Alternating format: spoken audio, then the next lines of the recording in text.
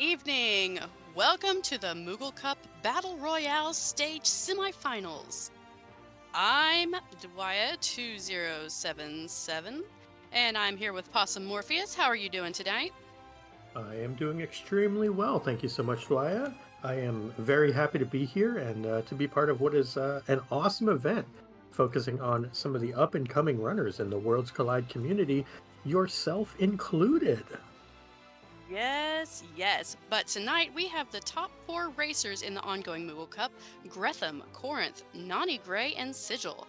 These racers have been working with mentors for 5 weeks now, and they are putting on some impressive times. It's going to be a great show tonight.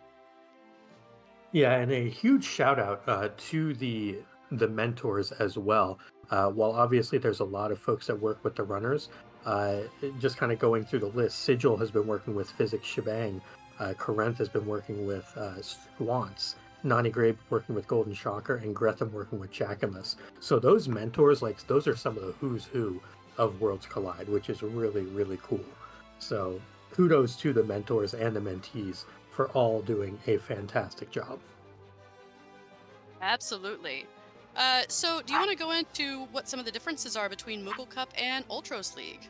Definitely. So some of the big differences, well, as the dogs have picked a wonderful time to join us in the Tom's booth, uh, some of the big differences are the espers are going to have a lot more in the way of generous effects associated with them. The characters are going to be stronger. The dead checks are going to be much better as far as what's available in them. And then the base cost of a lot of different things are less. So, for example, Ultimate is less. You can cast multiple times in battle. You have more available in the Coliseum. Basically, everything is visible, and you're going to gain XP and gold faster as well. So, a lot of, you might say, air quote, easier things. However, that also means that you have to be much more judicious in the routes that you take, since things are going to be faster in general. For sure. And even though the scaling isn't as high as it is in Ultros League, can still get away from you real quickly.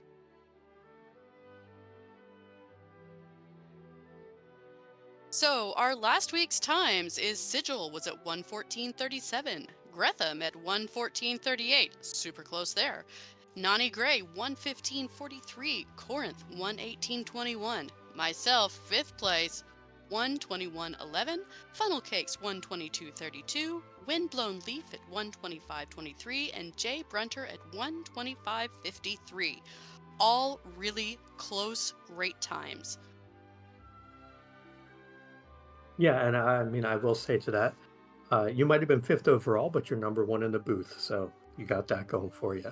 Uh, Aw, as and far this is as why you're an awesome possum. something like that, something like that.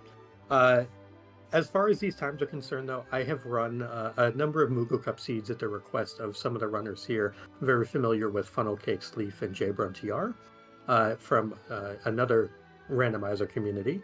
But they had asked me to run some things, and I've seen times on these anywhere between low hour up to about an hour and 25 minutes. So it's one of those things where depending on what route you take, where you go, how you execute, those are all things that are impactful. But if you look at the top there, Sigil and Gretham, 1 second apart is pretty wild over a 74.5 minute seed. You know, if you asked either one of them, that would be a dog pat. The difference of a dog pat. Well, personally say good job to whomever didn't pet the dog. Probably both of them. I don't think either one really jumps on it. Much to Drink's Glue disappointment. Well, that sounds like a glue problem. But as we get going here for our runners, what are you looking for specifically as far as, things that might jump out to you that the runners are doing very well or paths that they're taking? Any particular characters that would drive that or things that you're just looking at in general with your experience with the Moogle Cup seeds? Well, it looks like we're getting ready to get started here, so I'll answer that question in just a moment. It looks like we have a Gao, Cyan, and Setzer start. As far as that, I want good checks and I want some aggressive offense right at the start. That's the number one thing that I'm looking for. Number two things actually. Well, you've got them both with this because I saw throw and magic. Uh, Ooh, those are both really good. Neither of them are on Gao, which is interesting. Gao kind of, well, is going to exist with this party. Lacks the ability to fight in a flag set where you really want to just be fighting. Lots of Genji gloves apparently sitting in the Moogle hut here. An Aegis Shield, an Ice Rod. Pretty good stuff in that little hidey hole there in Narsh. So a nice, good amount of money for our runners should they sell some of those, or just equip things as well. You know, a Genji glove can go a long way on this flag set. absolutely. You find two Atma weapons and you're set for later on. And so it looks And like we have some Phoenix Downs and some Revivifies, some Tonics, some other things. On this flag set, correct me if I'm wrong, you start with some Warp Stones, Moogle Charms. Is that it? I believe you start with three Warp Stones, three Moogle Charms, and three Phoenix Downs to kind of help you get a good start. Also, since you mentioned the Revivifies, one of the flags in Moogle Cup that is different from Ultros League is the Undead Bosses flag is turned on. Hmm. Which is huge because that can impact things like the train, which instead of it being able to evil toot you, you can just toss a Revivify at it. It can impact the Senior Behemoth fight, and many others as well. Exactly. Looking at you, Hydon. Hmm.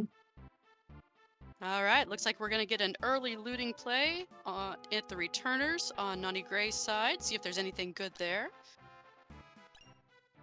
Yes.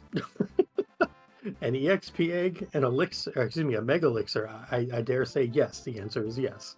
Excellent. And we got a Terra, I think, on Setzer's check on Sigil's side. My girl. Best girl. Yeah, a Terra, and also I see some ice rods and some Valiant knives. I would be very keen to remember where those Valiant knives are, not necessarily buy one right away, but keep track of like who can use them when we can see it's Terra and Cyan that can use them. That is huge information. Atma weapons usually are easier to manage in this flag set because you do gain a ton of levels, but with the right Esper situation, especially with an HP 50 or HP Hundo Esper, that could be some serious late game damage, courtesy of a VK offering setup. Exactly. And since you have that Genji glove, that's a lot of power later on. Yeah, Genji Glove, kind of an interesting one in that you can equip it and it will let you put two weapons on, or you can equip it and still put a shield on. And then you can do something like tier 3 or tier 4 of Final Kefka, you can then swap to running double weapon once you don't really need the shield on anymore. So, kind of some cool stuff that you can do with Genji gloves that really you can't do with anything else in the game. A very, very good point. Looks like we're going to get a look at the Imperial Base treasure room here. And another XP egg. Goodness.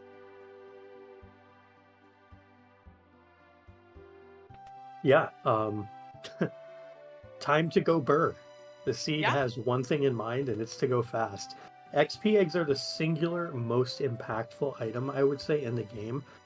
Even more so than like Illuminas and Ragnaroks and stuff like that. Because at the end of the day, levels are king, levels are queen, levels are the be all end all of this game, right? And the faster you get there, the better off you are, and eggs just accelerate that. What else really accelerates that is I saw not only economizers in Albrook there, but also Atlas arm, excuse me, Atlas armlets. The Atlas armlets are extremely interesting because they're not sold in many shops. I think they're only available in like two shops in the vanilla game, so they're not super common. Very interesting to keep note of that as well on Sigil side. But the economizer, that is a rare find and one that certainly would have more of an impact in Ultras League. Probably not as much here with Ultima not costing as much and spells being more plentiful, but definitely an interesting thing to keep track of as well. That's true. Now, I'm trying to remember. I know I saw Galhead sketch, but did he also have X magic? You pair that with an economizer, and that is pretty powerful. Yeah, absolutely. I mean, you probably want to figure out a way to make Gao useful or get rid of him, one or the other. Not having a fight command is still a big detriment, but if he has X magic and you can econ him, like you said, that's a lot of potential DPS until the actual physical fighters get going. It could be the Gao show. It could be. All right, so on Gretham's side, we're seeing the end of Sealed Gate. Looks like it's going to be an Esper or an item.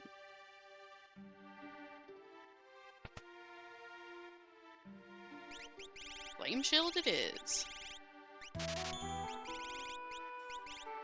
Flame shield there, 8,200, 8,700, something like that for Zen Thief. Definitely any glowing stone, any item for 8,000, I am snap buying. No second thoughts about it. It could be I don't know, force shield. I'll still sell it back for more than I paid for it. So worst case scenario for 8K, you're making money off of the Zen Thief check. Love the Absolutely. purchase by Corinth there of white dresses. Early white dresses are nice little stat boosting armors. Really, really heads up. And oh, there's Illuminas in shops. Okay, well, that is kind of a pretty important thing. Unfortunately, none of the characters Corinth has right now can use it, but we know that there's a Terra floating around, and that information to know that there is Illuminas, that's huge. Exactly. And it's not like Tara's really hidden. So, uh, Nani will definitely find her. And looks like we have some Zombones on Sigil side. The Zombones are wonderful early grind fights. Toss a couple Revivs or toss some Phoenix Downs and you'll be fine. It looks like that was the switch pull in Sealed Cave. That is phenomenal off the lever. You can just pull that over and over again, get as many fights as you want. So that's a Yeah. really sick find for Sigil. Absolutely. I know whenever I pull that lever, I get level magics. I get Ogres. At least you can run away from yours. Mine just turned me to zombies. Oh, that's true.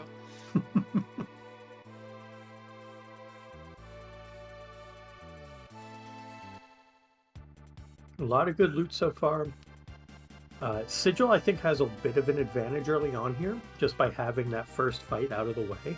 Is already level 10 after revivifying there. So off to I would say, a quicker overall start. But that being said, still a long seed ahead of us. A lot of room for different runners to go and make up time. Corinth also finding or going back for that Illumina, I believe, or at least seeing, okay, Hera can use it if they don't know that she has it in her natural equip pool.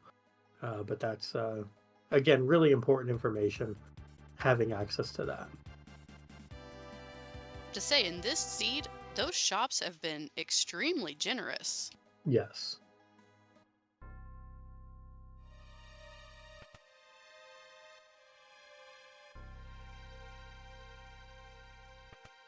So we have Terra. Sealed Gate is obviously a play that I would expect everyone to make.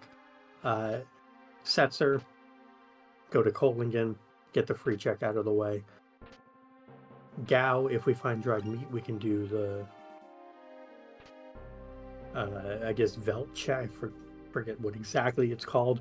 I just call it the dried meat check, and I hate it because it takes me like 7 times to get it to actually fire off. But once those kind of freebies are out of the way, what would you be looking to do? Is there a particular check that stands out here, like searching the skies or doing the Dome of Dream sequence because it's 3 checks? Serpent's Trench because it's got encounters. Like, where would you look to go with this team? Honestly, I am all about Dome of Dream. That is one of my favorite checks. I love that you get, 3 different things out of it.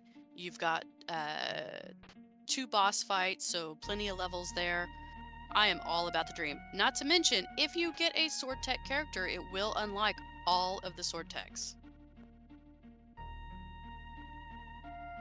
That is true, and especially Sword Tech 6, 7, and 8 being very, very good. Sword Tech 6 is Stunner, basically is just AoE non-elemental damage. Sword Tech 7 is 4 hits, kind of like Sword Tech 4, but it ignores defense. And then Sword Tech 8 Cleave, basically it's just instant death, and it has the highest hit rate of any instant death move in the game, except I believe Air Anchor, which is just a guarantee once something moves. So Cleave is extraordinarily good. And I Absolutely. think you don't naturally learn it to like level 70. So unless you do Dome of Dream, you really hope you're not level 70 in a seed or something's going horribly wrong. That would be a feels bad moment. Looks like we found Mog on the Veldt. Just hanging out there. Yeah, I don't know that Mog brings a ton to this team. Would have to take a pretty deep look at his stats, but looks like Nani is grabbing that Mog, but doesn't have the Terra yet, where everybody else has the Terra. And looks like we're getting an early dragon on Gretham's side. This is incredibly aggressive. I believe this is a level 3 dragon. Do we have, a Super Ball? Do we have Well, I an know. answer to being North Crossed? Whew, I don't think we have an answer to that. Now, I know we did find some rods, but I think it was an ice rod, so that's not Hmm. gonna help. We Early. got a flame shield, right, from Terra's sealed gate. Ah, he must have it on and There, has there maybe it goes. got. Okay. Um, taking an early dragon like this, it can pay off. If you have the ways to kill it, that will shoot you ahead in levels, plus get you a nice high tier item usually.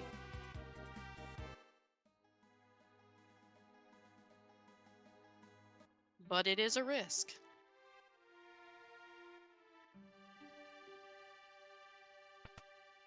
It would be a lot more rewarding if the dragon would cooperate and stop North Crossing people.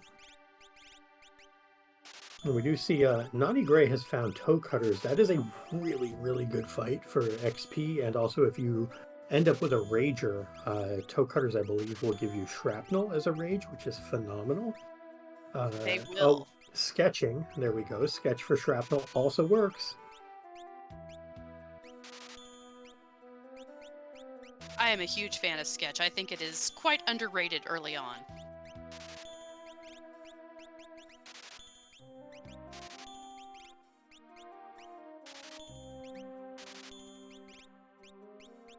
All right. The Flame Shield one shots the Ice Dragon.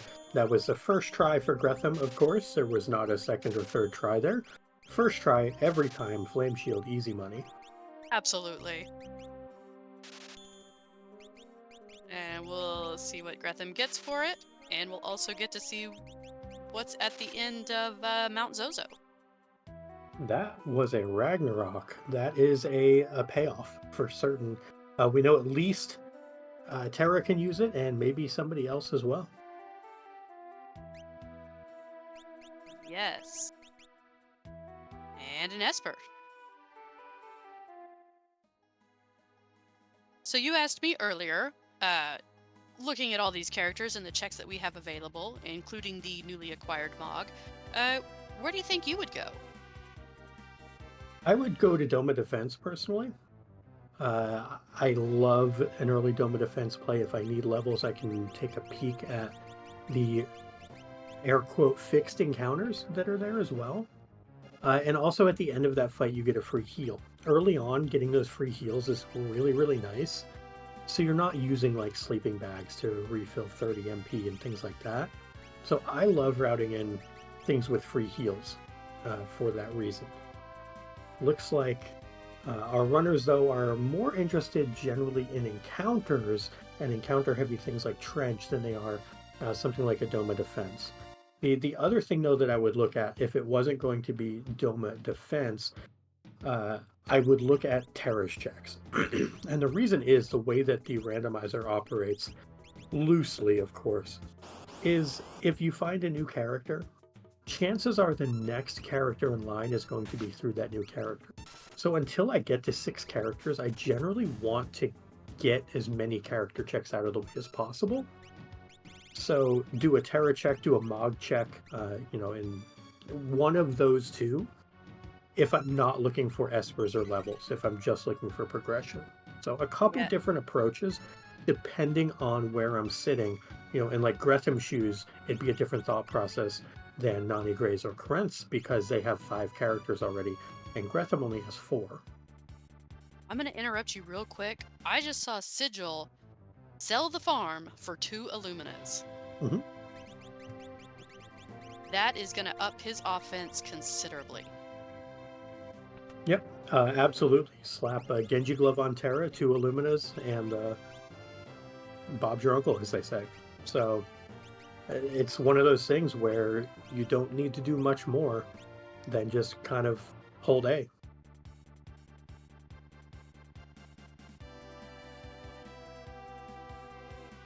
And it looks like we're going to see what's at your Dome of Siege on Sigil's part. I think that's where he's going. And definitely makes sense on Sigil side as well. Having already taken that random encounter is much better set up to just go ahead and start doing things, especially with a double Illumina Terra. And we see Gao here. Gao's already in the party, so we know this is not going to be a new character. That is a leader, and that is going to be one swing, most likely, from Terra. As long as we get a proc, should be fine. Yeah, and that is a vanilla leader. Is this even randomized?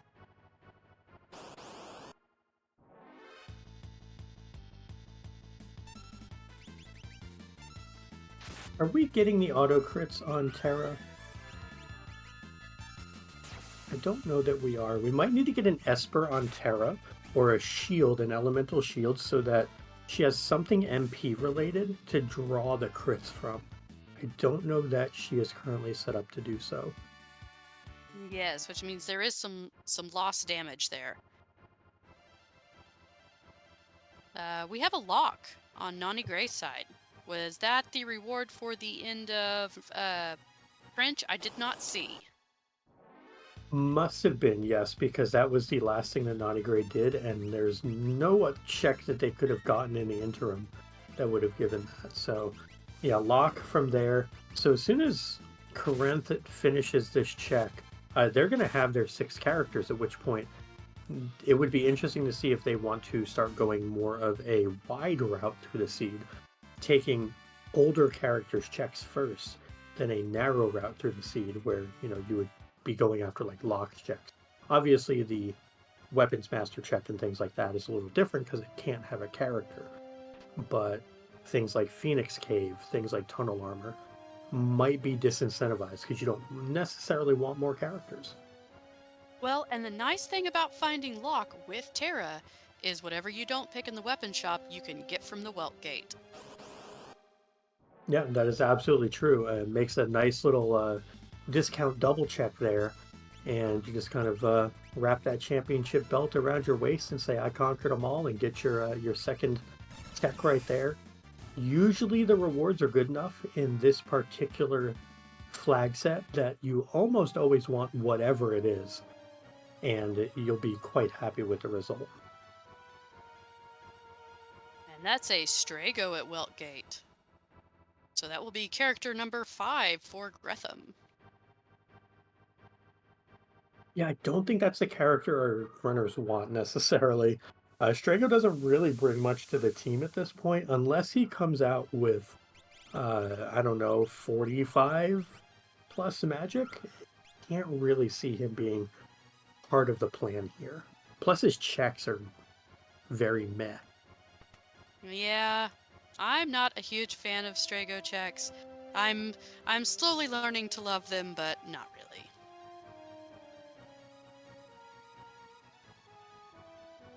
I'll save you the time. The only one worth a darn is Fanatic's Tower, and that's because it's incentivized. So you peek it. If it's got what you need, you do it. Otherwise, you run away. That's the one I was talking about loving.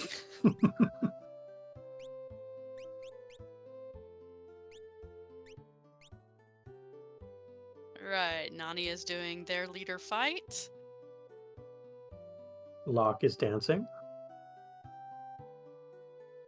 Corinth is having a conversation with NPCs. Uh, Oh, that's always the losing, worst. yeah, losing that conversation. Nobody ever wins that conversation, No. unless Y remove is on. Which in Moogle Cup, it is not.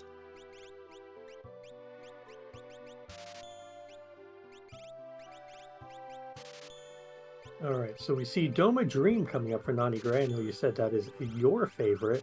So it looks like Nani Gray going to give you some of what you wanted. We've seen Doma Defense or Doma Siege, whatever you want to call it. So I've gotten some of what I wanted. I wonder what some folks in chat want. Where do they want our runners to go? And why is it all of Stragos checks immediately? Why would chat ever be that mean? Because they're not running the race. That's how it works. That's just chat doing chat things. They like to see us suffer. Mm-hmm. Content.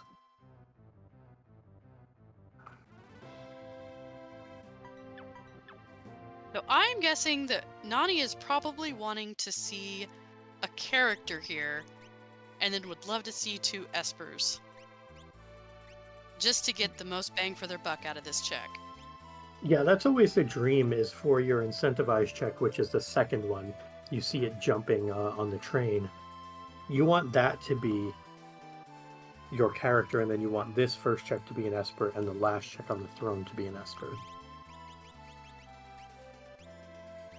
Fiery Blizzard wants some Search the Skies. I think that's very valid as well. That's incredibly quick, and worst case scenario, you can just like reset out of it if it's real bad. Exactly. Incredibly quick and not considered a free check either. So you're gonna get a boss fight out of it and gonna get some XP. Best of both worlds. Until it's Magimaster and you just start crying a little inside. No, we don't talk about that. We're not gonna do the commentator's curse on them. Okay. Maybe a little bit. Maybe in KT. Hey, more eggs. That's 3 eggs that we know about. That's 3 more eggs than I'm used to seeing in a seed. So this is the guaranteed, or rather the incentivized check we're going to see shortly on Nani Gray's side. They're going to hop up here, and we see not a character. So off that sprite runs, and we end up with, I guess, knowledge that there's an Esper at the end of this rainbow, which is good. We still want guaranteed progression. Well, what Nani doesn't know is they've got Terra waiting for them. So that 6 character is gonna be there. So if they get 3 espers out of this, that's not a loss.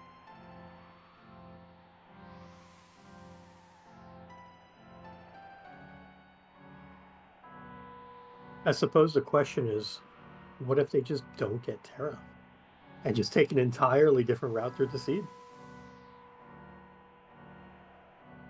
Well, that would be unfortunate, but I find that very hard to believe considering that it's Collingen, it's like a super easy run right in, get it. Check. Yeah, once you kind of put something out of mind, though, you never know. That is very true. I'm looking at you, Phoenix Cave. Yeah, I did Phoenix Cave today for the first time in what felt like 3 years. Never again. At least that's what you're gonna tell yourself. Uh huh. Never again until you do it the next time.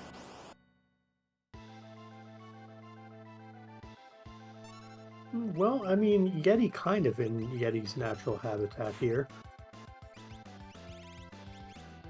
This is So the let me Tritok spot. So they are obviously Esper hunting. Is this one that you would go to if you didn't have Yeti, or would you try to prioritize something else? It depends how much I valued the dragon. In this particular flag set, I know that dragons are incredibly important because you have a chance for great gear, you get good XP, a lot of magic points, and they don't increase the scaling of the enemies. So dragons are almost always a boon. I don't hate it. I don't think ever chasing the Yeti check, even if you get the Yeti on Karent's side. So I don't hate this at all. You just kind of run up here, you do the dragon, you do the fight, and you carry on. It's it's fine. You know, it's a check that can't be a character. And you don't want characters at this point. You have all you need. And I don't know if we talked about it or not, but we have 6 characters, 9 espers as the requirement for the KT unlock, the Kefka Tower unlock. So with Karent already being at 6 characters, just no reason for them to really want to hunt anymore. So in their particular position, I really like the play. I can definitely agree with that. Looks like cranes are being a little rude. Looks like we might also have had a curse shield unlock, trying to get the unlock for the paladin shield. Yeah, don't hate that either. It's not for the Ultima portion, I would imagine. It's simply because the Paladin Shield is an absolutely ludicrously good piece of gear. And that is another big difference between Moogle Cup and Ultras League. Ultras League, I want to say, is 6 to 14, maybe 7 to 14 on the Curse Shield unlock. I think in Moogle Cup it's what, like 2 to 10 or something. It's tuned down quite a bit. Yes, it is much lower, and whenever you see that too, that is a beautiful day. Yeah. I didn't catch what it was in this particular seed, but it looks like it's 7 to 15 for Ultras League according to chat. So thank you, chat, for keeping us honest up here. And good runners get procs, and Karent gets a proc of the Illumina on the Blue Dragon and on the second side of it as well, which is great. You always want that proc to come on the second swing, because if it happens on the first swing, you lose your auto crit on the second one. That is actually something that I learned in Moogle Cup. So great example of mentors passing on some knowledge right there.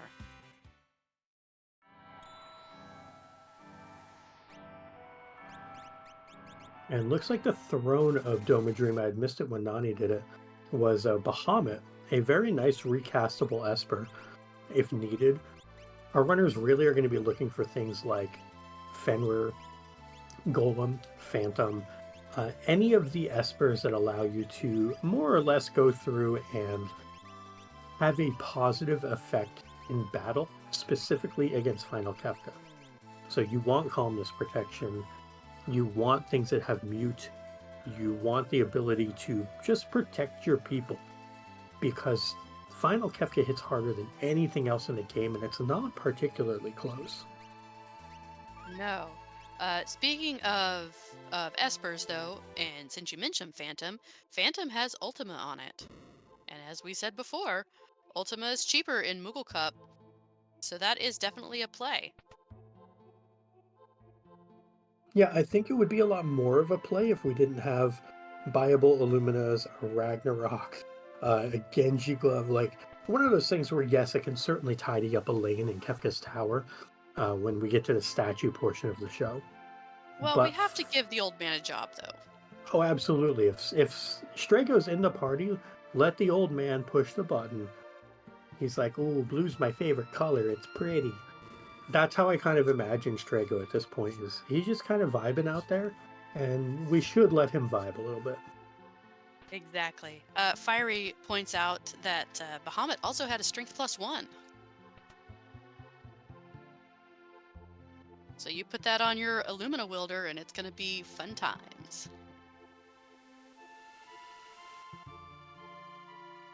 And on the thrower, you could also put maybe a speed esper on there. I think one of the espers had some speed on there too. That way you have some pretty heavy hitters all kind of just going to town.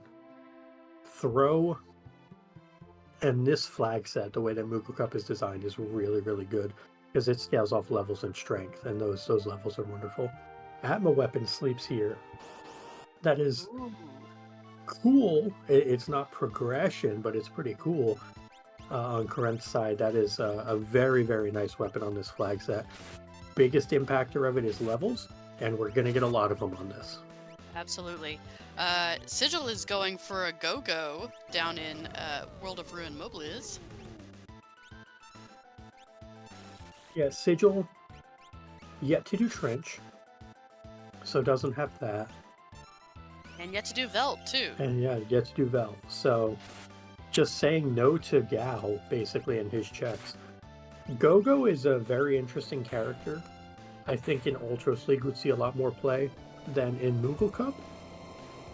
That was very scary for a second if that had been Magimaster and not number 24. Oh, yeah. Overflow on Gogo is cute because who knows what's about to happen here. Oh, no, speaking of, yes.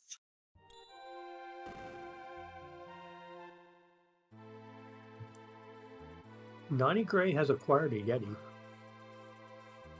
Oh, it makes me have to ask, are you Team Go-Go or Team Yeti? Gogo, 100%. Oh, I am Team Yeti.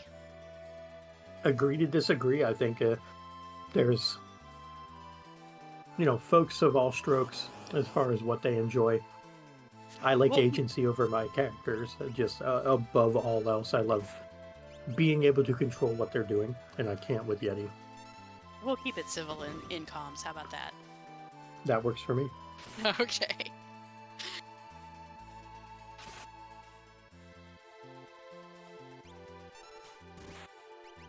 I will So say we're there's. getting it. Oh, go ahead. I was going to say, I think we're getting a Search the Skies on Corinth. Yes, and it was Yes. just an Ultros of some flavor, so easily dispatch. And it's also an Esper of some flavor. Yeah, so quick update.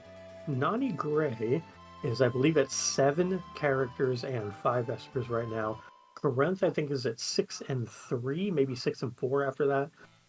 Sigil is at 5 and 5, and then Gretham is at 6 and 5. Everybody has Terra except for Nani Gray.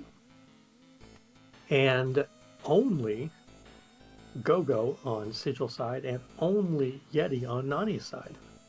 Everyone So we've else has some sort of share. we've definitely seen some diversion here.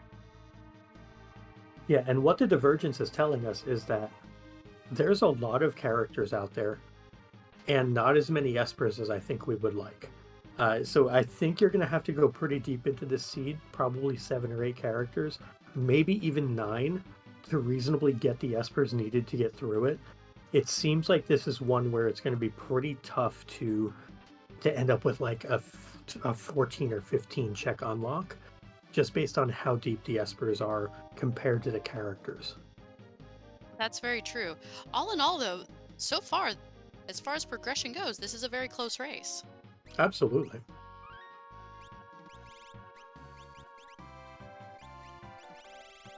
And we do have a Shadow on Gretham's side. Yeah, With that being Shadows. said, oh, go ahead. I was gonna say Shadow's just really nice to get. Veld on Cave on the Veld is quick, and then what is it? Gao's dad's house or Shadow's free check shop. I don't know the names of the checks. Y'all know what I mean. The shop on the northern Veld. Those checks are both very quick, so that Shadow is a very nice pickup for Gretham. Not to mention, floating continent at 33 minutes or, anything under 40, that's not a bad go at all either. Yeah, not a bad go at it, but the issue with floating continent, you normally don't run into it, but in this particular seed, floating continent could be a huge trap, is that floating continent has 2 guaranteed points of progression in spots 1 and spot 3. The problem with guaranteed points of progression is that they could have characters, and we don't This need is more very of them. true. So the problem is you could end up with a floating continent that goes character, no magicite, character, and basically be just 10 minutes down the drain. Floating continent to me is a huge risk here. I'd love to see it be done. I just don't know that I personally could make that jump, but I would love to see somebody go for it. Never know, we just might. Speaking of one of those undead bosses from earlier, there's our Phantom Train, who got a little toot-toot out.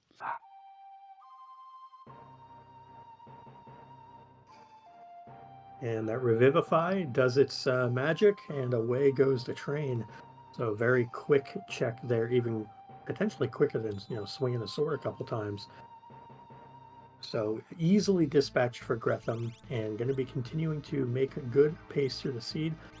Gets an Ifrit, pets the dog. I think people say that's supposed to be a good thing. I disagree. That's okay though.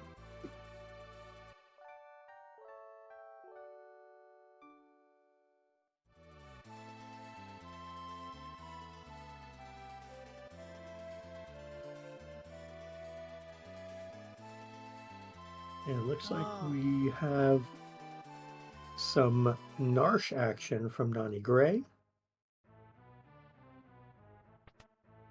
looks like I do see that they got their Terra. Yeah, they have their Terra and their Yeti. Yes. I'm not sure they wanted to see Terra at already having 6 characters, but Terra does have some decent checks.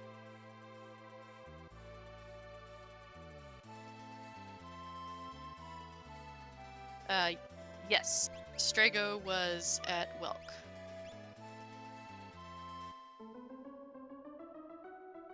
Yeah, Strago at Welk. I can't imagine Gretham is going to be wanting at all to do any of Strago's checks. Maybe you still peek Fnatic's Tower just to know that there would be an Esper there, but kind of rough. Sigil, meanwhile, a fairly late play here for dried meat, does get the Mog to appear. Uh, could have any number of things in the pool already, so fairly fortunate to pull the Mog there relatively early and with a Lobo as well attached to it. Yes, And late then game belt is never fun. yeah, especially like we see, some dragons being fought here on Corinth's side. If you were to fight the white dragon, it would go into the pool on the Velt as well, which is particularly annoying having to refight the white dragon. Yes, and Gretham brings up that he did peek Fnatic's Tower and it was an Esper. Hmm. And Fnatic's Tower isn't terrible. If you've got the magic, that is guaranteed progression, an Esper in this case, a dragon, and a high tier item at the top. And speaking of dragons, Corinth has killed 3 of them now. Picked up an Illumina from the Opera House dragon, so that is, just more power for our runners. Corinth also has I believe it was an Apple weapon on lock. So just lots and lots happening here. Only a Ragnarok for Setzer. Poor guy. I don't actually think that Only. Illumina has a home right now for Corinth, with them doing Atma on lock and Ragnarok on Setzer and then double Illu, I believe, on Terra already. That's kind of wild that there's an Illumina just sitting there, lonely in the inventory. No kidding. But yeah, that is a lot of big sticks. Very generous seed.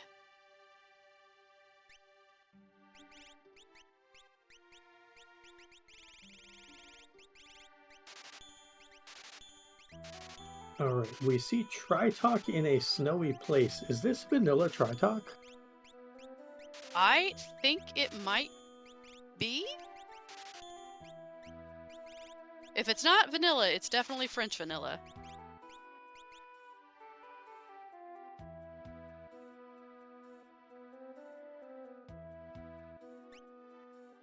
Oh, Kefka and Narsh are being told. Okay, Uh, wrong Narsh. Got it. Because I was like, I swear it was Yeti who was at the Tritalk spot. So yeah, Tritalk at Kefka Narsh makes sense.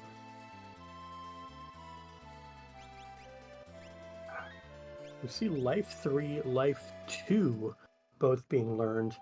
Some great healing and calmness protection of its own. Life 3, Vanish, some of the more unsung heroes of the calmness protection pool.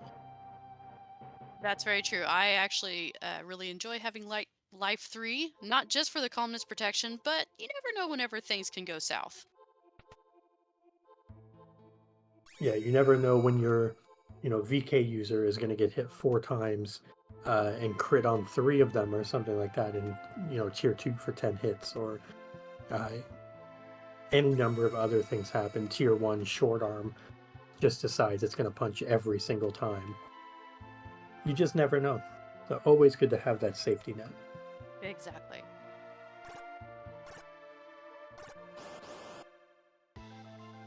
Sigil is picking up his lock. I'm not sure how he probably feels about that. Probably not too heartbroken. He has enough other people that are able to do things where having a lock wouldn't really have brought much to the table. Locke also has unbelievably bad stats compared to a lot of other characters. It's kind of funny. You pick up Locke, you look at his stats, you wonder why do you have 23 magic and like 36 vigor and that's it, or 32 vigor, or whatever it is.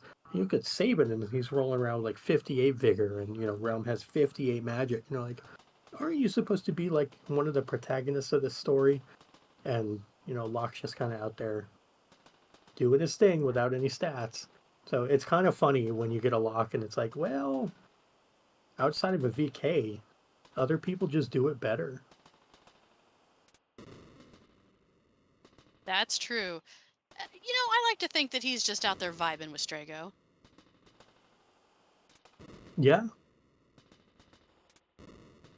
definitely could be what he's doing as the supposed main character of the game, or one of anyway. I guess that would be Terra, perhaps. Who knows? Whatever. Could be Celeste or any number of people. But it's always just interesting to me that he has such a big part to play and just such bad stats. He makes up for it in personality, I'm sure. Yeah, we'll just give him a head pat for that one. Okay. You're not going to take Gogo away, are you? I doubt on Gretham's side we're going to take Gogo away. Nope, Can't Gogo will imagine. stay there with the kids.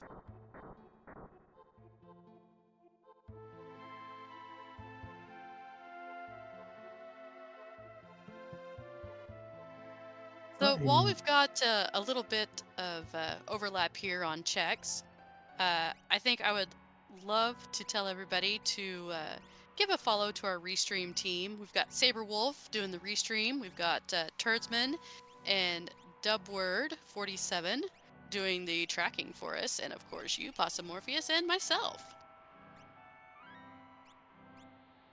Yeah, go ahead and give the Restream team a follow. You can give the folks a follow as well who are in the command and chat. They're also wonderful people. They're not us, but you can give them a follow too.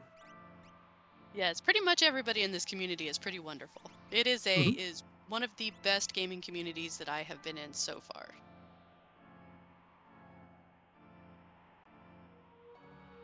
Yeah, I've been a part of a lot of randomizer communities at this point, or randomizer adjacent communities, and this is definitely one of the most welcoming out there.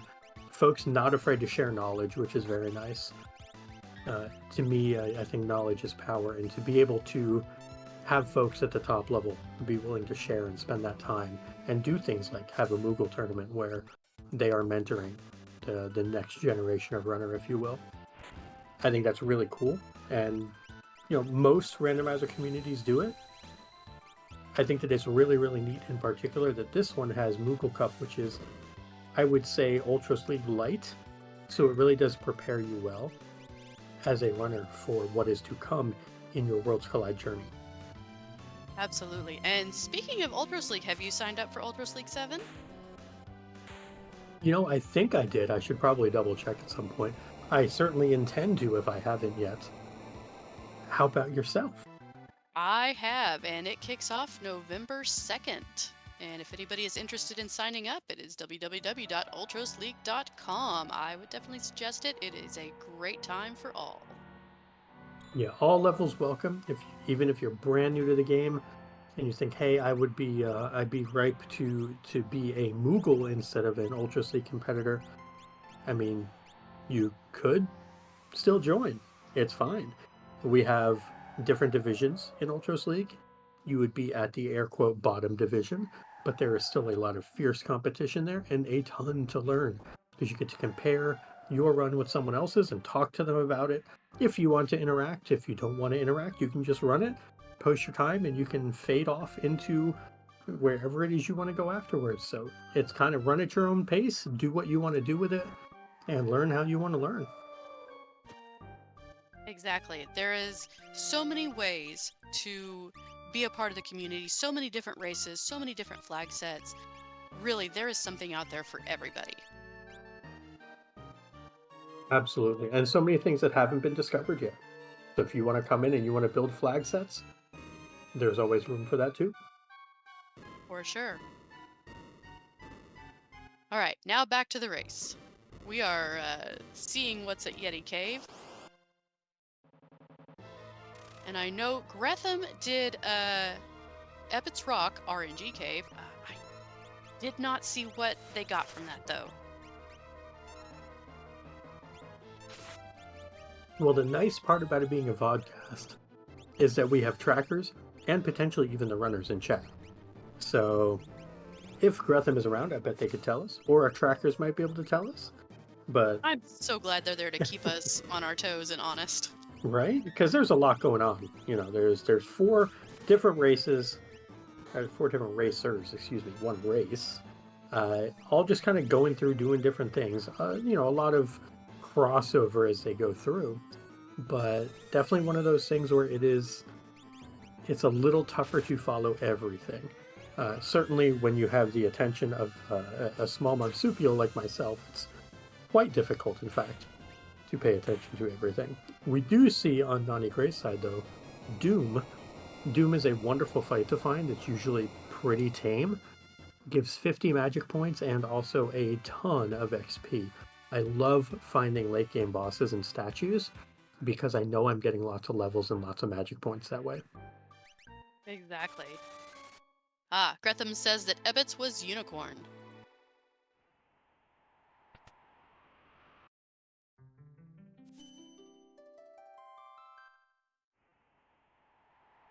All right.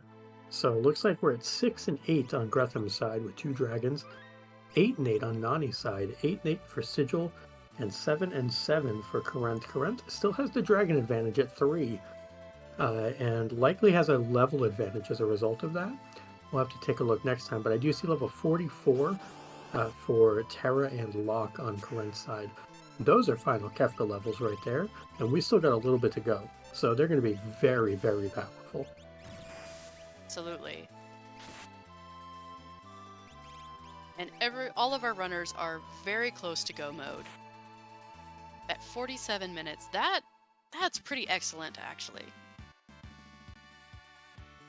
Yeah, that's a byproduct of the availability of multiple XP eggs, high power weaponry, and just a general runner aptitude as to how good they are. And as we look at the check counters here as well, I'm showing 18 for Gretham, about to do Fanatic's Tower, which would push them to 21. One more check after that, they'd have Skip. Nani Gray at 17. Looks like they have their unlock. I guess they have their unlock at 18. Little bit awkward depending on what checks they have left if they want to go for 22 or not for the skip. Mid KT gives you a dragon and the toilet atma spot. But that's only 2 of the 4 checks. They'd need to come up with maybe an Opera House dragon and something else in there. So a little bit of a decision point for Nani Gray. Corinth over there, they are almost certainly skipping. They need 2 more Espers already at 18 checks. And Sigil, not certain of. Don't see the check count there, but everybody very close to skip. I think maybe Nani would be the only one who doesn't go for it, but tough to say at this point. All right. Nani and Sigil both in go mode at this point. So what would you do then? Would you try to go for skip or would you just dive right in? It really depends on what's available. With mid KT available, that's 2 checks. If you haven't done Opera House Dragon yet, that's a 3rd check. If you only need to weave in 1 more from there, let's say, it's not that bad. Skip, you'll end up saving a bit of time and it makes your statues a lot safer. But if you've already done any part of that or you don't have a quick 4th check to do, then you probably don't skip. So it really just depends how the runners want to handle it in their individual situations. Kind of my Uh, thoughts as well. there are times where I've gone as far as getting skipped from 16 checks. There's also times where I've been at 18 and said no, and even 19 and said no because I didn't have a good check beyond the middle part of Kefka's Tower. So it really just depends on what your remaining checks are as to what you need for levels. Like, do you need Blitz? Do you need Natural Sword Tech 7? What are your breakpoints that you need? Are you relying on, no calmness protection and you need your Atma user with an offering to get you over that 10,000 damage hump so you can just skip the Meteo phase altogether in tier 3? Like, what are your breakpoints that you need to get through the seed as best as possible without encountering any major roadblocks? Those are all factors that weigh in, and that all varies, kind of from seed to seed. So Now, looks like for Nani Gray decided they're not going for skip. They're just running in. well, with the offense that they have and the levels that they're at, I think I would do the same thing. There's nothing here that they should really be afraid of, unless they've got that multiple of 5 levels and run into Doomgaze. Yeah, Doomgaze and Magimaster are always the two X factors. If you don't have fire magic at all or non-elemental sources, Tritalk can be a huge roadblock. But we've seen Tritalk already, so that's out. I don't think we have seen Magimaster or Doomgaze yet, though. Yeah, we have not seen Magimaster, Doomgaze, Goddess, Spicy Chicken, or what I have now heard of as Satan's Poultry, which is a wonderful uh, new name for it. That a Dragon Lady K, if you're in chat, I think it was your little Moogle that came up with that. Shout outs to them.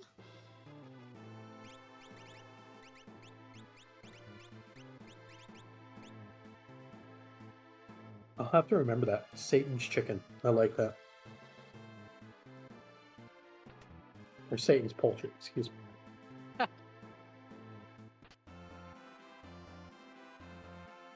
Looks like Oh, it, Sigil is not going to be running up. They're going to be going for the skip based on doing this dragon here.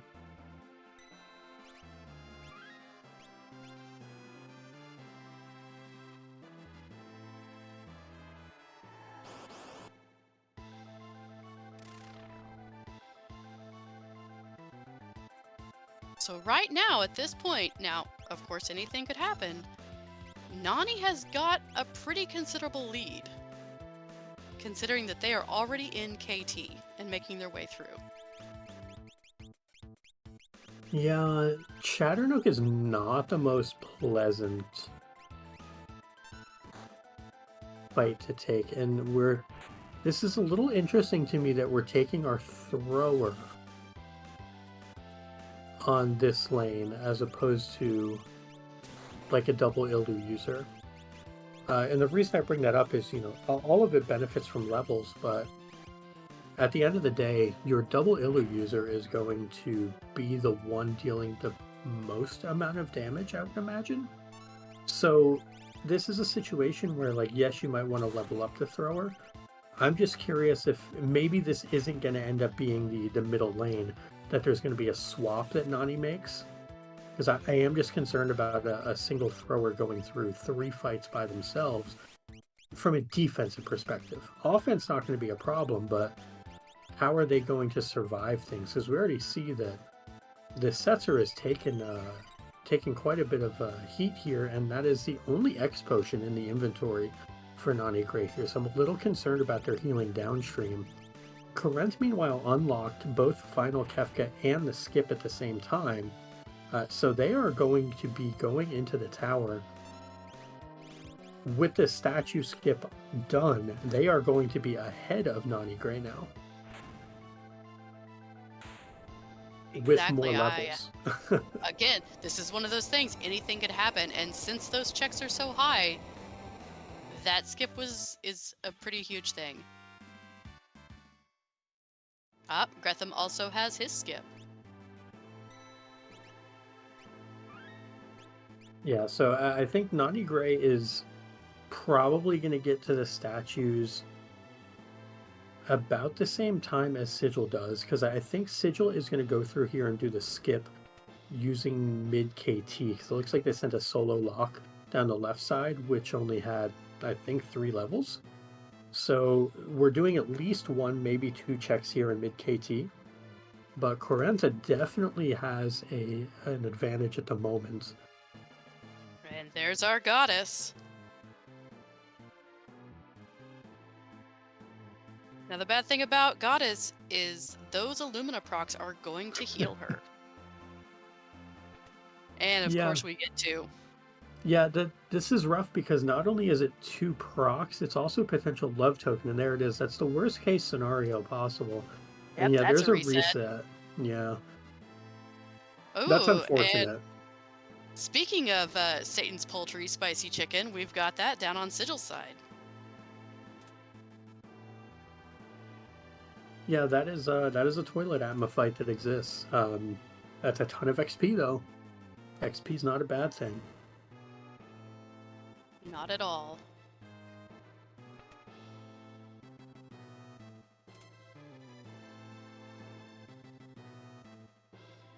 Yeah, so I think this is going to be the 22nd check for Sigil. I think we're getting some retooling for Corinth here, maybe not wanting to deal with Goddess. Gretham also getting procs and Love Token on Terra, so that is not ideal. Goddess pretty much mistreating our runners here. Do we have, I mean, can't really swap to anything unless we're just going to like crack all of the shields. Looks like that may be the play. Okay, there we And it go. worked.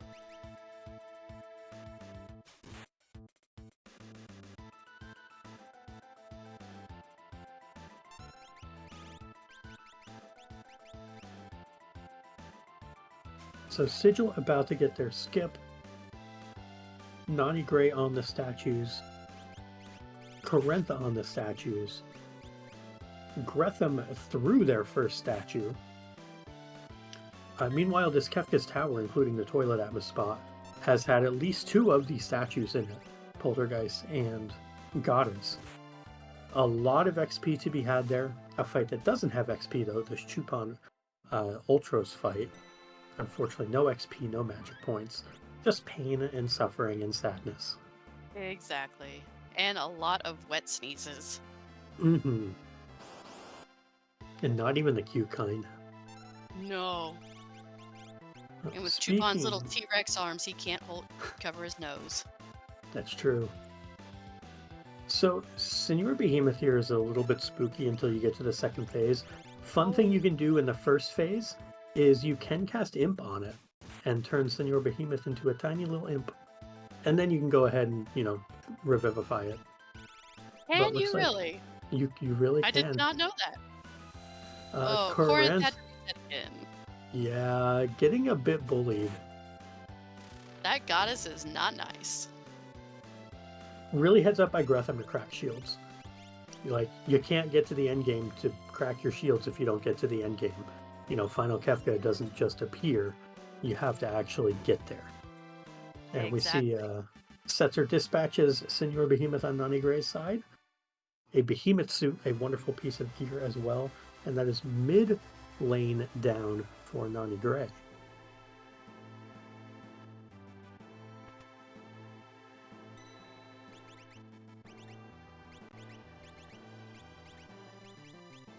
And looks like we have an Ultima caster on Sigil's side going after Goddess as opposed to a fighter. Looks like there may have been a reset involved there as well. Double casting Ultima with Gao. That is a way to get through Goddess. That definitely is. But now I'm curious. But he did not keep the economizer or anything like that. Yeah, it's, largely fine, I think. Yeah. There's not going to be a lot of Ultimas cast in the final Kefka fight, so just, throw the farm at the Goddess and it'll be fine, probably.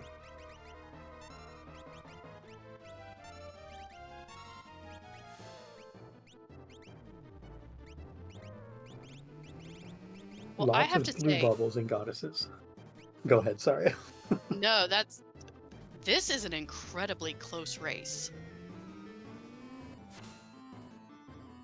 Yeah, I mean, if we look at the times and whatnot from before, uh, what you had Sigil and Gretham were a second apart. Nani Gray was about a minute behind them, and Corinth was, what, maybe 2 minutes behind them. One of those things where, like, this is going to be close just on how evenly matched the runners are. I would be very surprised to see, a difference of more than a couple minutes for how well all the runners are preparing, how well they have prepared, rather, and how well they are executing. Absolutely. And no matter how this race ends, these runners should be incredibly proud of themselves because these times that they're putting out, they are phenomenal. Absolutely. And another shout out to their mentors too, because I know that those people have worked out really hard too.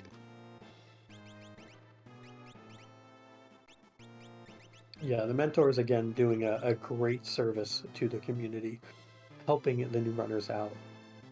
And honestly, as you mentor people, you learn a lot about yourself and you learn a lot about how you want to play the game. Because you don't normally sit back and do your own runs and comment on them and say, hey, why didn't I do this? Why didn't I do that? You get a different perspective on it. Strago would like a different perspective on Nani Gray's side from that Guardian fight. That was a shrapnel to the face, and that was unideal. Strago doesn't have that much health. No, he doesn't. So the old man is taking a dirt nap right now.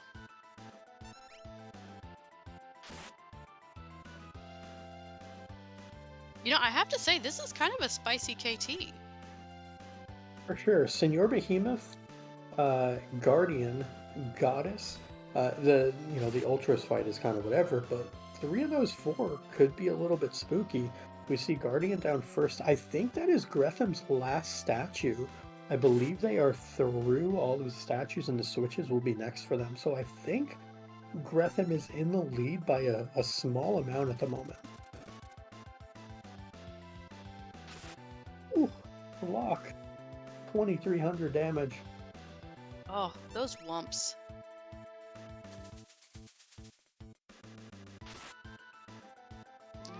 Alright. Oh, there's a proc. Gretham doing their last minute menuing, getting prepped for final Kefka. One thing I did notice is they don't have they don't have the two big calmness protection espers of Fenrir and Gollum. And Yeah, on they Switch. Oh, go ahead. they do have Phantom though, which is huge. And you were Ooh, going to say on the switches. Apologies. Go ahead. that's okay. I think it was on the Switches at 103.17, maybe?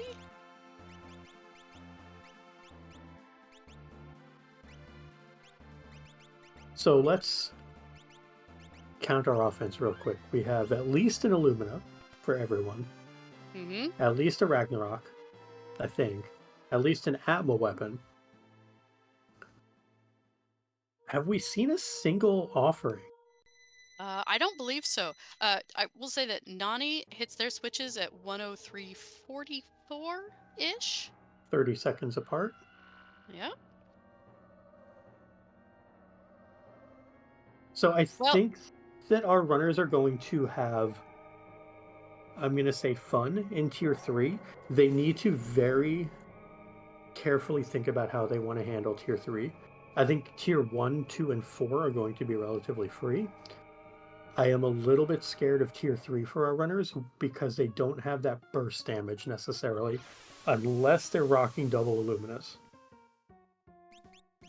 and Sigil on their switches at 104.30. No, you are absolutely right. Unless they are counting damage, which we can get into whenever tier 3 actually hits, it can be very scary.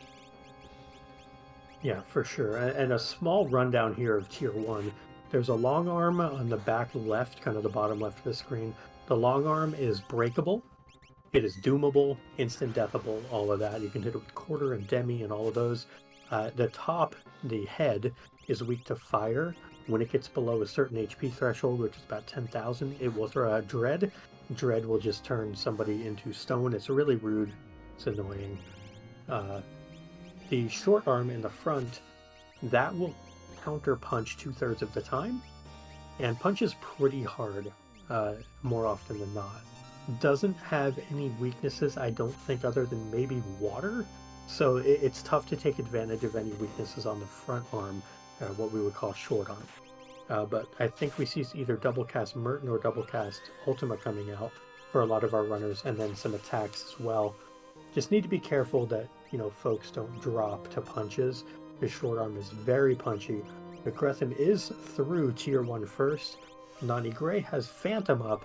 Phantom is huge for this tier once you get the back arm down, because the spells basically will not come out from the short arm. It only has physical moves. So Phantom is beautiful here. And Corinth is also going to be entering his tier 1. On Gretham's side, we're at tier 2. Tier 2 has 4 parts. The guy holding his arm out on the left is magic, which can be muted. The one in the middle with the red is tools, which is instant deathable. Tiger is weak to ice, and the big purple dude is hit, who does hit very hard. Yeah, the big thing in tier 2 is number 1, if you have it, mute magic. Magic is the one that will potentially cost the most amount of time. Number 2, take out Tiger, because it has North Cross. It also has Doom Tusk, yes. Yes. Which, if you're using an Atma user, is fine. If you're using a VK user, you're dead. Your entire party is dead, and there's not much you're going to do about it. Doom Tusk is very scary. The saving grace to it is that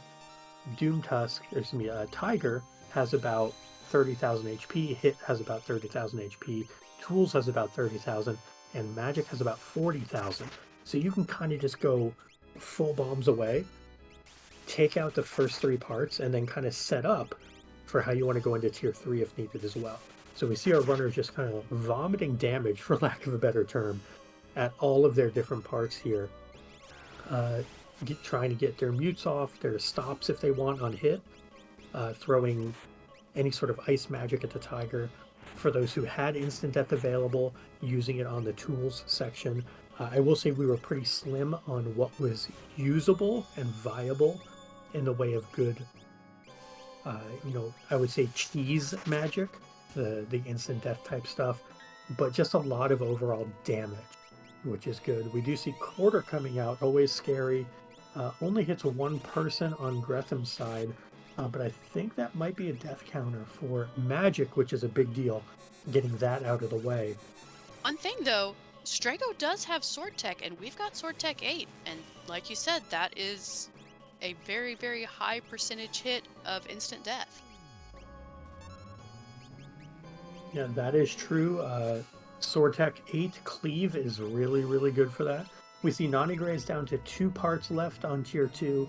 Sigil has all 4 parts there, last there, but certainly not least. Their Terra is hitting harder than everybody else's. It looks like Gretham, I believe, nope, not quite through yet. Oh, but man, all of these racers are on tier 2 at the same time, giving high fives all around. There is definitely some suspense here. Yeah, it just speaks volumes to a number of different things. One is the preparation the runners have put in, obviously. You don't get to this point by accident.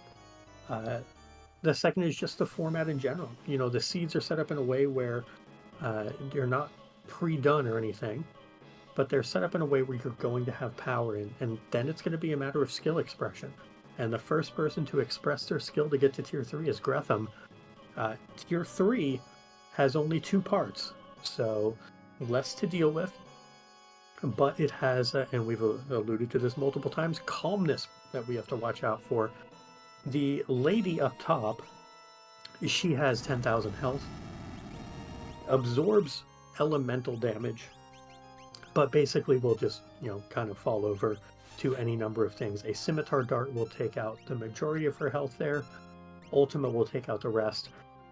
The guy on the bottom, Sleep, that guy has 40,000 health, and about 10,200 health and below it goes into Meteor Phase or Meteo Phase, where it will start throwing a lot of damage.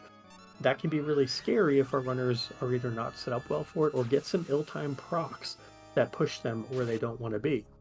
So we see Meteo coming out because of a proc on Gretham's side that is very scary. Uh, we see Cyan go down, so maybe want to get him back up and then swing again with Terra or Revivify. You can Revivify uh, Sleep there and push him back out of Meteo Phase so you can recover.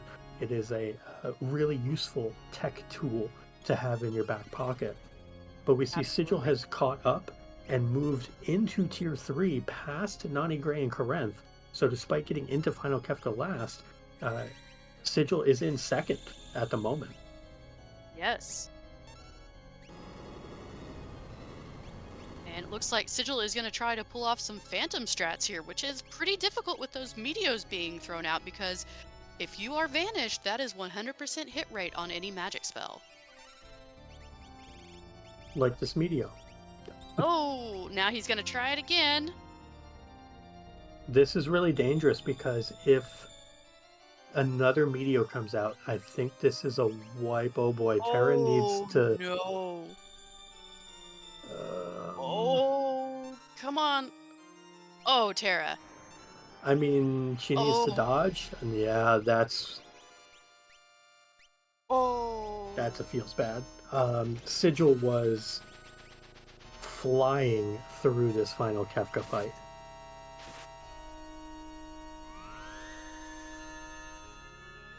Oh, that just makes me so sad for him. I know what that feels like. In the meantime, Gretham is moving on to Tier 4, Final Kefka.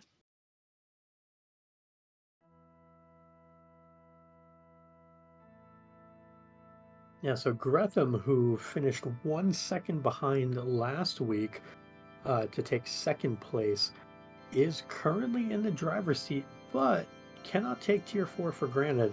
Again, lacking that burst damage. If you get into, the 50 to 60,000 range on HP, Ultimas can be a coming. So, why don't you talk us through a little bit about what Tier 4 offers? Final Kefka, the very first thing he's going to do after a few seconds of the fight is Fallen One, which takes all of your party to 1 HP. Now, if you have a VK user, this is great, but I don't believe we do. So right now, they have to try to get 30,000 damage to skip that phase, which it looks like Gretham did. Now, unfortunately, that does put you into Hyperdrive and Havoc Wing phase. After that, he will start to charge up Goner, which is what he's doing right now. Now, during Goner phase, he will not counterattack, so at this point, you just want to unload all the damage that you can, which it looks like Gretham is doing.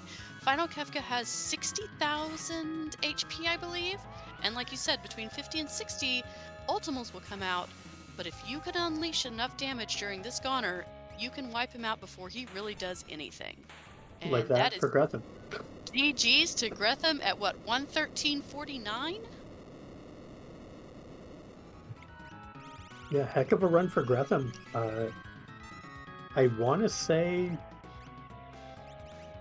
gotta be the leader in the clubhouse right now based on their performances. They taking second last week and first this week. That's pretty incredible. Yes, everybody get your GG's in chat. And Gigi's in the booth to Gretham, our winner. Uh, well done, 113.49. Excellent time. How you feeling? I felt good about that run. I had two things that kind of stuck out for me for time lost. That it would have been nice to not do better, but overall enjoyed that run. Well, that was incredible, and you all were neck and neck pretty much to the very end. Yeah, that was wild. I was not expecting all of us to be like so close on the Kefka fight, and unfortunately Sigil had that wipe. Yeah, that That's definitely feels bad. So, what do you think about the seed? What do you think about all that offense you had? I thought it was great. Because you could just blow through everything you saw, and just like, I guess the only thing we didn't really have was healing. But when you have that much offense, you don't really need healing. So it was fun to just delete things. Exactly. Oh, and Nani Gray, just real quick, has their time, their crack pow at 1:15:21. GG's in chat for them. Yeah, and real quick for Nani Gray, this week 1:15:21, the prior week 1:15:43. Consistency is an important thing, my friends. That's a heck of a job by Nani Gray, finding their kind of wheelhouse, if you will. 1:15 is a really good place to be. So, Gretham, how do you feel about moving on? How do you feel about being in the finals? Yeah, I'm excited because I'm talking with Nani Gray in DMs right now, trying to set up a sync race, hopefully. So that would be fun to do that synced up. Absolutely. That will be great to watch. So, how was it working with a mentor? Oh, Jackamus was huge because this is my second time around in Moogle Cup, and so my first mentor was great because I just kind of came in with a very standard gameplay, just doing like pretty much nothing special, and it just that helped, and he helped me improve a lot, just learning everything and just learning standard. Then I came in with Jackamus. He's like, you kind of know what you're doing. Let's just rip the band-aid off. Let's don't do the 10 minutes of looting standard. Let's just only loot at checks and just go ham. So it's been interesting. Well, it definitely shows because 113.49, I mean, I've been doing this, with you up until the top 8. That, that time, man, that is just so impressive. I can't get over it. It would be nice to break the 70-minute barrier. I could have done it if I played KT better and I just cracked the flame shield on the Ice Dragon. I might have been close to it, but maybe in the finals, maybe we can go for that 70-minute run. And we've got the crack pow for Corinth at 117.16. Yeah, GG's to Corinth as well. Top 3 in the clubhouse already. And Sigil is not going to be that far behind despite taking a very late tier 3 wipe. They're already back to tier 3. Exactly. And that dinging in our ears, I believe, means we are also now joined by Nani Gray. So, Gretham, we're not kicking you out or anything, but do just want to say hello to Nani Gray and GG to you. Uh, oh, sorry. I'm having a couple of issues with my mic. I'm sorry. But yeah, thank you. Well, that race was incredible. What do you think about the seed? Honestly, looking at all this is not doing anything at all for my imposter syndrome. Because Corinth got hung up on Goddess, Sigil got a wipe, and if it wasn't for that, I wouldn't have made it. But that's the thing about Kefka's Tower. That is the great equalizer, and anything can happen. Yeah. And this entire time I was wondering, where was that offense? I mean, yeah, I had that Illumina, but and to see everybody else found this other stuff. But throwing stars on a dream. I mean, Hey, it works. Yeah, you were the only runner on stream who didn't do the skip. So not only did you have less offense, you had less levels. You had a harder path through Kefka's Tower. So you can say all you want about imposter syndrome. You took the hard route through the seed, and you got through it as fast or faster than more than half of the competitors here. If that doesn't speak volumes to your ability and your aptitude, I don't know what does. And I probably can't change your mind if that's not good enough to do it. Yeah, my mentor said basically the same thing. Well, speaking of your mentor, what was it like working with Golden Shocker? It's been an experience. I've I feel like I kind of came in with a pretty solid foundation because I signed up at basically the moment that this event opened, but I've been playing basically constantly all the up till that point. So so yeah, we had a starting point, but it's been pointing out my bad habits, making me rethink things. And this seed is actually a pretty good example of that because never before have I ever regretted not using memory cursor before this seed. And that just kind of and when he pointed that out, that made me really take a deep look at that. among so many other things. Just the insights of having somebody there with me. A second set of eyes on the playstyles. It's a big difference, game changer. For sure, for sure. So, kind of as I asked Gretham, how does it feel to be moving on to the finals, and how do you feel about that? I think I've already discussed this whole imposter syndrome thing going on. But yeah, it's a thing. It wasn't expected.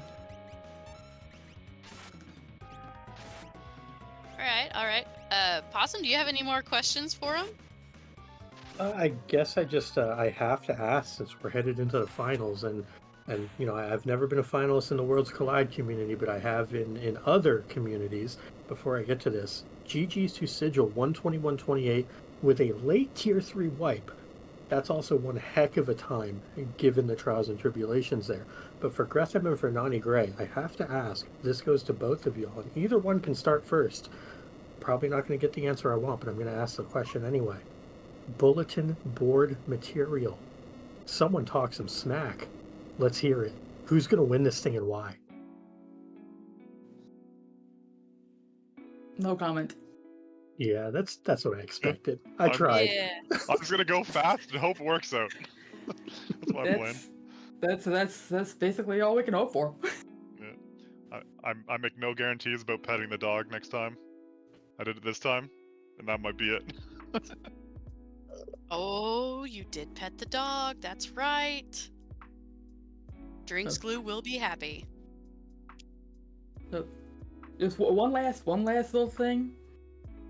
Secretly hoping for a seed next week that encourages Atma Yeti.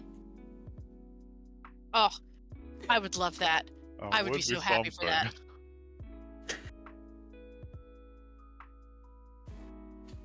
Go Team Yeti. Well, all right. Is there anything else that you would like to add about this seed or about Moogle Cup or anything at all, really? Either one of you. Just shoutouts to Glue for putting this on, and shoutouts to all the mentors and runners. It's been a lot of fun. Excited for the finals, and thank you, Restream team, for putting this on.